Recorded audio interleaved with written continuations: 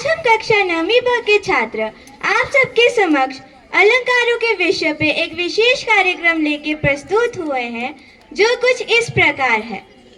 अरे अरे, आप कौन हैं जो इतना सज धज के आए हैं?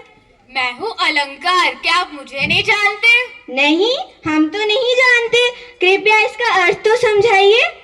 अलंकार का अर्थ होता है आभूषण। जैसे स्त्री अपने आप को सजाने के लिए आभूषण पहनती है। हाँ हाँ, स्त्रियां ही क्यों, पुरुष भी कोई कम उपाय नहीं करते। कड़े पहनते हैं, अंगूठियां पहनते हैं, यहाँ तक कि सेंट भी लगाते हैं।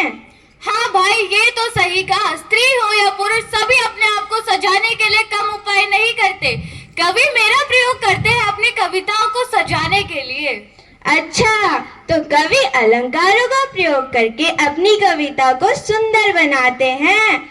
अच्छा, तो अलंकार महाशय, हमें अपने बारे में थोड़ा और विस्तार से बताइए। चलो, मैं तुम्हें अपने परिवार से मिलाती हूँ। खड़क सिंह के खड़कने से खड़कती हैं खिड़कियां, खिड़कियों के खड़कने से खड़कता है खड़क सिंह।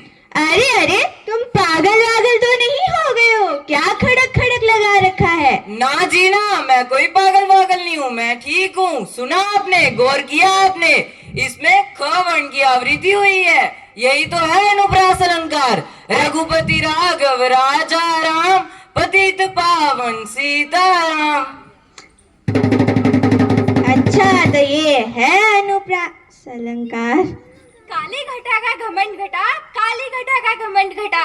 अरे भाई, अब तुम कौन हो जो काली घटा कर रहे हो? अरे भाई, मेरे को नहीं पहचाना? मैं हूँ यमक अलंकार। जहाँ शब्द पुनि पुनि आवे और अर्थ भिन्न हो जावे, वहाँ यमक अलंकार आता है।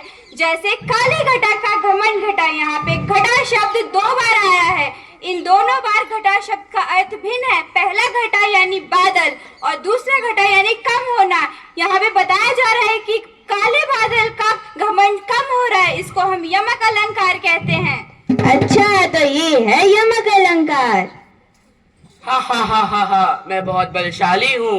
मैं अपनी एक उंगली पर पूरी पृथ्वी को घुमा सकता हूँ। मैं अपनी एक फूंक से सूरज को ठंडा कर सकता हूँ। हा हा हा हा हा।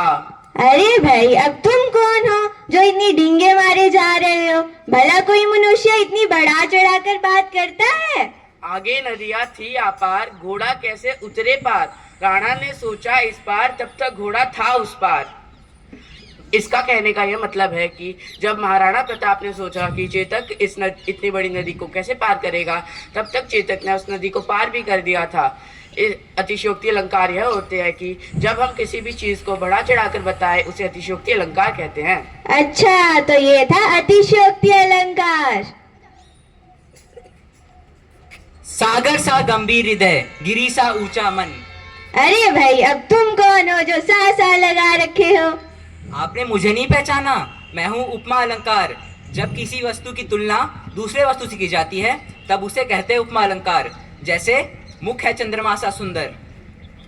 अच्छा, तो ये था उपमा अलंकार। धन्यवाद। अरे भाई, हाँ ठीक है। अरे भाई, रुको रुको, मैं भी तो आपको अपने विषय में बताऊंगी ना। प्राकृतिक जल पदार्थ वस्तुएं जब मनुष्य की तरह व्यवहार करे, क्रियाएं करे, उसी को तो कहते हैं मानवीकरण अलंकार। अच्छा, तो ये मानविक अलंकार है। हाँ, जैसे मेघ आए बन ठनकर सवर कर। क्या आप इस बात को मानते हैं? नहीं, बिल्कुल नहीं। भला बादल कैसे सज सकते हैं?